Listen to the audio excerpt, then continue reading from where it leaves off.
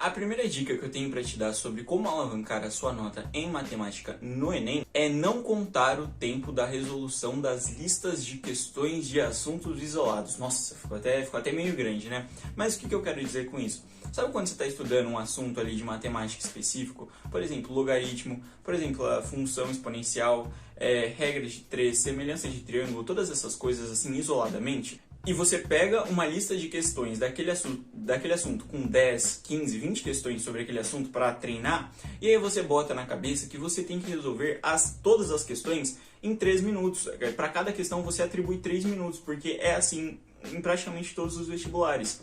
Só que por que você não deve fazer isso? Porque ali naquela lista de questões a gente tem exercícios dos mais variados níveis ali. A gente tem a questão até mais bobinha, uma questão fácil, uma questão média, uma questão um pouco mais desafiadora, uma questão bem difícil. Então é muito injusto com você mesmo atribuir a toda a questão o tempo de resolução de 3 minutos. Então o que eu faço pra resolver esse problema? Não conta o tempo, cara, não conta o tempo. Isso é uma coisa que me ajudou muito, principalmente ano passado, porque eu entrei no cursinho com o dono do cursinho falando, a gente recomenda que você desde já tente resolver as listas com 3 minutos por questão, porque é isso que você vai ter lá no dia da prova. E realmente isso é verdade. Só que na maioria das vezes você não vai conseguir ter um raciocínio mirabolante para resolver a questão difícil em menos de 3 minutos ou até um pouquinho mais, em 5 minutos. Você precisa de mais tempo, você precisa gastar mais energia ali nas questões mais difíceis para rebuscar a sua interpretação. Então aí você me pergunta, né? Mas e aí, como que eu vou treinar o tempo? Porque o tempo é uma coisa essencial na hora da prova. Você vai treinar o tempo em listas de questões globais, assim, vamos dizer assim. O que seria isso? Você pega ali os assuntos que foram estudados na semana, ou assim, num período de 2 semanas, que aí já é um tempinho mais razoável. Você pega todos os assuntos de matemática que você estudou nesse período de 2 semanas e elabora uma lista com, sei lá, umas 20 questões desses assuntos misturados, entendeu? Aí sim você vai tentar resolver o mais rápido possível e tentando, lógico, resolver todas as questões em 3 minutos ou menos. Tá, mas por que você deve fazer isso? Porque é assim que vai estar lá na prova. Os assuntos vão estar todos misturados. Não vai ter 5 questões de logaritmo em sequência, 5 questões de semelhança de triângulo em sequência, entendeu? Você tem que pegar os assuntos que você for estudando ao longo do tempo e fazer uma lista misturada. Mas fazer isso dá muito trabalho, né? Montar uma lista. Tem um aplicativo, eu não estou sendo patrocinado por eles para falar isso, que é o estuda.com. Lá você paga uma mensalidade, lá é baratinho, e você consegue montar as suas listas de questões com os assuntos que você deseja. Então isso é sensacional, uma ferramenta muito boa. Então a dica é, não conte o tempo na hora que você está resolvendo questões de um assunto específico, porque você precisa sim de mais tempo para elaborar, ter um raciocínio mais rebuscado nas questões mais difíceis, e desenvolver mesmo e você vai conseguir desenvolver essa habilidade de tempo de prova quando você estiver realizando as listas globais. Bom, mas antes de continuar com o vídeo, se você não me conhece, meu nome é Paulo Brito, eu sou vestibulando de medicina. Esse é meu 2º ano tentando medicina, com foco na Unicamp.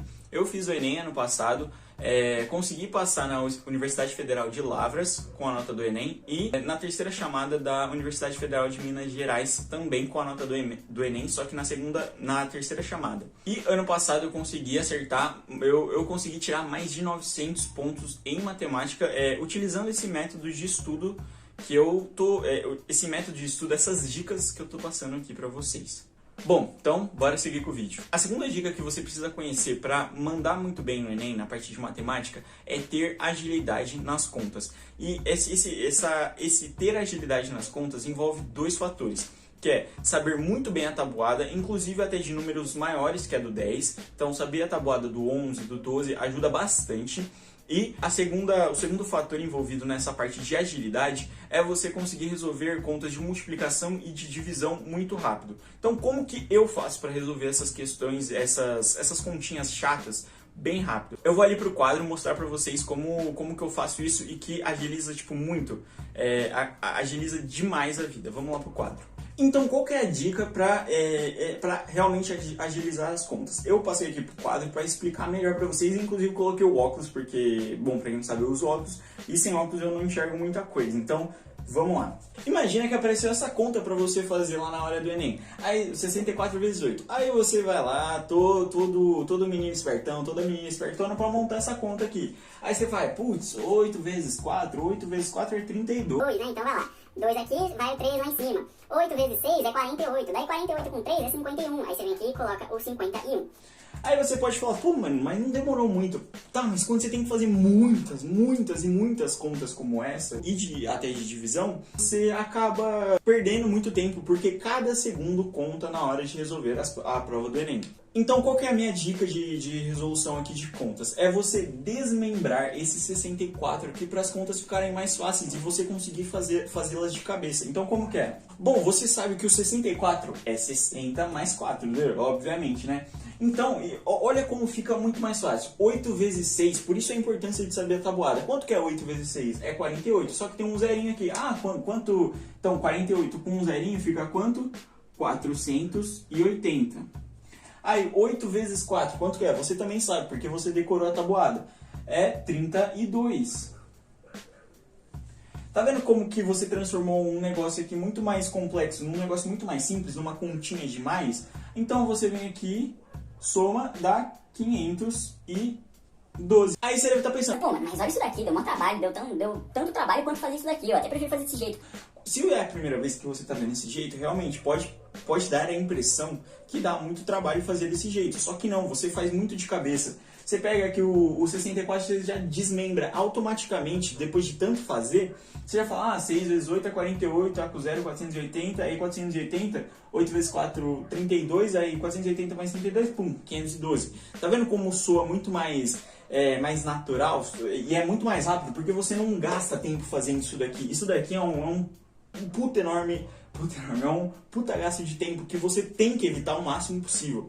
Você só tem que fazer isso daqui quando realmente você não tem certeza ali das contas. Mas de tanto treinar, você consegue sim chegar aqui. Tá, mas aí você me pergunta, pô, e se for um número maior? Pô, tipo, um exemplo aqui, o 997. Pô, 997 é um número grande, né? A gente teria que desmembrar em 990 e depois o 7. Daria muito trabalho. Então, como que eu faço nessas alternativas? Vamos pensar num caso aqui. 997 vezes 3. Aí, aquele velho método lá... 7 vezes 3, 21. 9 vezes 3, 27 com 2, 29. 9 vezes 3, 27 com 2, 29 de novo. Chegando no resultado de 2.991. Só que você percebeu que isso daqui demora muito, cara. Isso daqui, você fez aí rapidão, só que não, demora muito. Então, o que eu faço aqui? 997 é um número muito próximo de 1000. E 1000 é uma conta muito fácil, você consegue muito bem trabalhar com 1000, porque multiplicar por 1000 e dividir por 1000, você precisa fazer simples operações ali que não gastam quase nada de tempo. Então, o que eu faço? 997 está próximo de 1000, não tá? Então, eu vou lá e adiciono 3 aqui. Então, vamos lá. Pronto, adicionei 3 aqui no 997, ficou 1000 vezes 3. E 1000 vezes 3, todo mundo sabe fazer, é só adicionar 3 zerinhos aqui no 3, dando 3.000. Beleza, só que você adicionou, só que deu 3.000, o resultado é 2.991. Pô, então como que eu faço para compensar essa diferença? Você não tinha adicionado 3 aqui? Então você faz essa adição multiplicada por esse número aqui também. Eu acho que ficou meio confuso. Você pega o número que você adicionou, então o 3, e multiplica por aqui também. E subtrai desse daqui. Ficou meio confuso, né? Mas vamos aplicar aqui que você já vai entender. Então, vamos lá. Você pegou o 3 e adicionou 997. Quanto que é 3 vezes 3? É 9. Então, a gente pega o 3.000 aqui e compensa essa diferença que você acabou de criar, né? Você adicionou aqui, então você vai ter que tirar aqui para manter essa igualdade. Então, se a gente adicionou aqui, a gente vai ter que tirar aqui, porque não é, a conta real não é 1000 vezes 3, é 997. Então, a gente compensou essa diferença aqui, ó, tirando 9. Acho que deu para entender. Vou fazer mais um exemplo para ficar mais claro. Então, vamos lá. Eu peguei outro exemplo aqui para ficar mais claro, porque eu acho que essa minha explicação ficou um pouco confusa. Peguei aqui o 2.982 vezes 4. Então, pelo método tradicional, eu vou fazer aqui rapidão, só para vocês verem.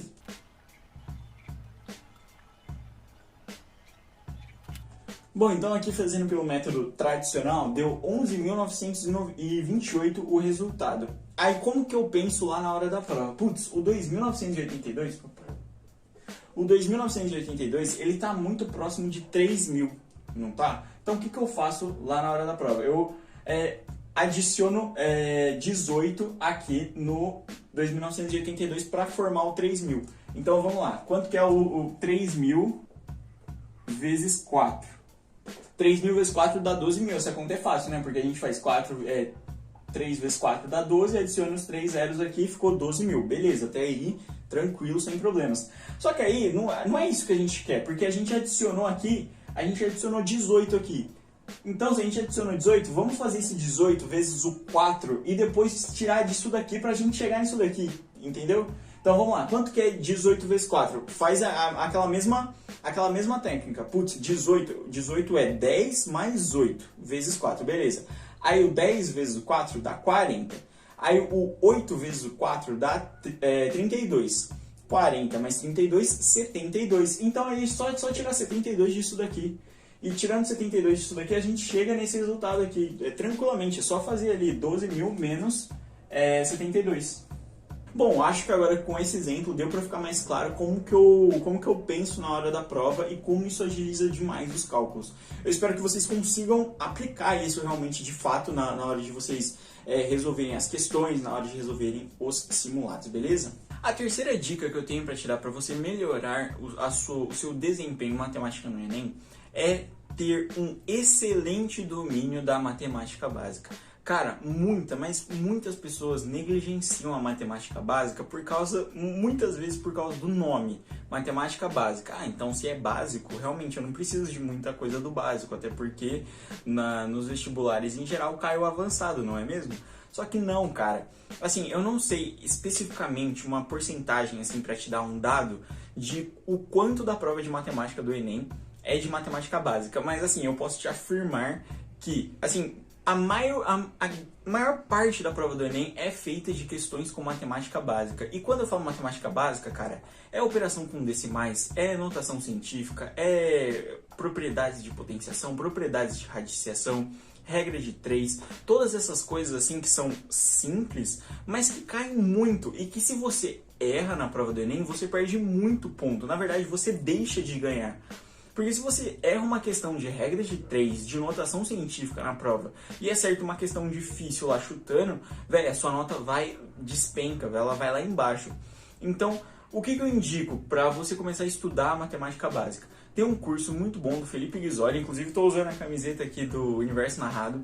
Se você não conhece, ele tem um curso de, eu não diria que é nem de matemática básica, mas é para você ter um domínio real, assim, dos pilares que fundamentam a matemática. E que, consequentemente, você acaba estudando essas coisas, potenciação, radiciação, fração, operação com decimais, você acaba estudando todas essas coisas, que é o curso do Desvendando a Matemática. Eu fiz esse curso, eu fui aluno da turma pioneira e foi, assim, sensacional, porque realmente muitas coisas que você vê na escola, que você decora, assim, e que você não entende de onde vem, ele fala nesse curso. E realmente, eu até entrei em contato com ele para pedir um cupom de desconto para vocês, só que realmente não dá para dar cupom de desconto para esse curso porque é muito barato, sabe? Então entra lá, realmente vale muito a pena. Vocês não vão se arrepender, vocês conseguem fechar todo esse curso em 2 meses, tipo, é o que ele prevê, mas se você estudar até mais, assim, você consegue fechar ele em 1 mês tranquilamente. Então é isso, tenha um excelente domínio de matemática básica, que você vai, só tendo isso, você já consegue se sair muito bem na prova do Enem. A quarta dica para você melhorar as suas notas em matemática no Enem é que você precisa ter algumas fórmulas na ponta da língua. Eu tô falando que você tem que decorar, sair decorando que nem um maluco todas as fórmulas que você vê por aí? Não é isso que eu tô dizendo. E outra, eu tô dizendo que você não deve entender de onde que veio aquelas fórmulas, também não é isso. Eu só tô falando que você, a prova do Enem, principalmente de matemática, ela não é uma prova estritamente de conteúdo, e sim uma prova de tempo.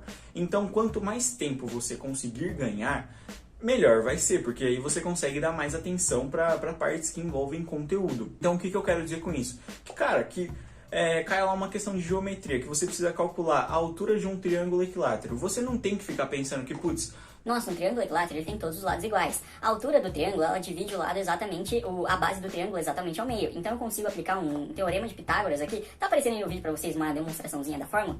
Então eu consigo aplicar um teorema de Pitágoras aqui e calcular a altura do triângulo equilátero. Não, cara, você já tem que saber que é L raiz de 3 sobre 2, e já tem que meter ali rapidão. Outra fórmula também é a questão da área de um triângulo equilátero. A mesma coisa, você não pode se dar ao luxo de pegar a fórmula que você descobriu da altura e aplicar naquela fórmula de base vezes a altura dividido por 2. Não dá para fazer isso porque você tem pouco tempo.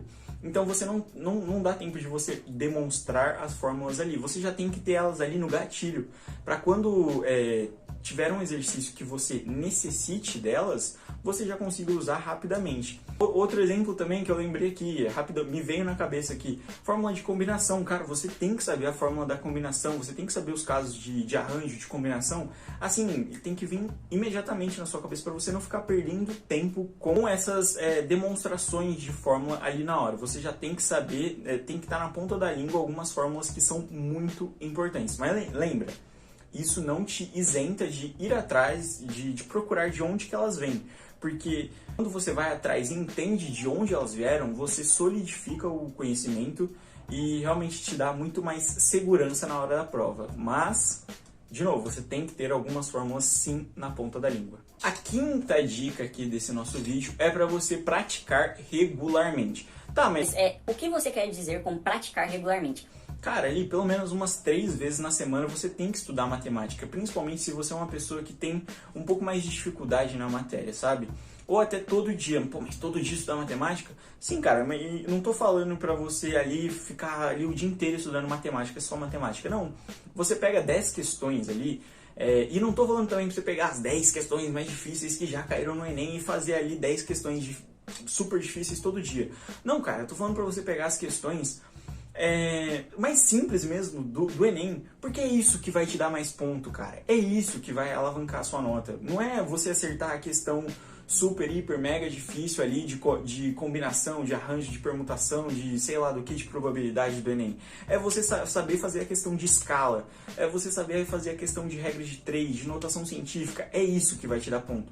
Então pega ali as questões mais simples, ali as 10 questões mais simples de cada prova e vai fazendo e vai treinando todo dia. Ou até de outras provas também. Tem uma banca muito boa, uma prova que também é da banca do Enem que faz essa prova, que é o Enseja. É uma prova para jovens e adultos, se eu não me engano, de formação, a conclusão do ensino de jovens e adultos, se eu não me engano.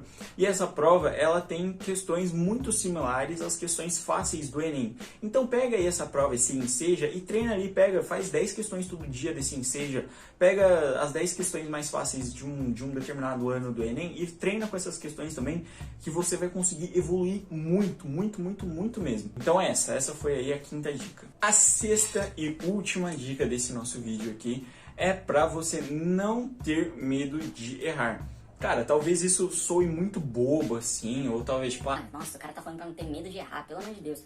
Cara, mas isso é muito sério, porque o tanto que eu já vi de estudante que, tipo, não fazia questões por medo de errar ou por encarar o erro de uma forma ruim, sabe? Assim, absurdo. É muita gente que não treina o tanto que devia, né, com as questões, porque tem medo de errar. Ou até pessoas que atropelam, colocam os bois na frente da carruagem, eu não sei muito bem esse ditado, e que faz muitas questões sem ver o conteúdo primeiro, mas isso é outro caso. O que eu tô falando aqui é que você precisa realmente treinar muito, exaustivamente, essas questões que são mais fáceis, porque são elas que vão te garantir muita nota mesmo lá na hora da prova. Então toda hora que tiver até uma questão mais difícil, pô, pega aquela dica que eu falei de não contar o tempo e fica ali tranquilão, mano. Tenta fazer, dá seu máximo naquela questão que é um pouquinho mais difícil, que exige mais de você, que você só vai ter benefícios com essa perda de tempo. Na verdade, você não vai estar perdendo tempo, você vai estar ganhando uma nova forma de resolução. E é aquela frase, tá ligado, do Einstein, que uma mente aberta a novas ideias nunca mais retorna ao seu estado original. Então é isso, não tenha medo de errar, faça muitas questões, assim, se debruce em fazer questões, porque é isso que vai garantir a sua vaga na universidade. E são os seus erros que vão possibilitar você alcançar uma nota maior, que vão fazer com que você tenha um ótimo desempenho na prova. Até porque são os seus erros que fazem isso, e não os seus acertos. O que você já está acertando, beleza, continue assim. Agora, o que você precisa melhorar realmente são os seus erros. Bom, então esse foi o vídeo. Eu espero que vocês tenham gostado dessas dicas. Caso vocês tenham algumas outras aí, pode deixar aí nos comentários para a galera ver, né? E ajudar outros estudantes, até porque quando você ajuda alguém, eu tenho muito isso em mente, quando você ajuda alguém, você recebe aquilo em dobro, sabe? Não, lógico, pensando, pô, vou ajudar pensando em receber, mas acho que deu pra entender. E, bom, é isso. Então, se vocês gostaram do vídeo, dê um like aí pra apoiar o canal, se inscrevam também no canal, que em breve eu vou trazer mais conteúdos desse tipo, né? Eu já trouxe, o vídeo passado foi as dicas de redação, agora tá sendo as dicas de matemática. Vou trazer também dicas de como agilizar na hora de resolução de questões, não só de matemática, mas também em outras áreas, não só do Enem, como de vestibulares também. Então é isso, espero que vocês tenham gostado e muito obrigado por quem assistiu até aqui. Tchau!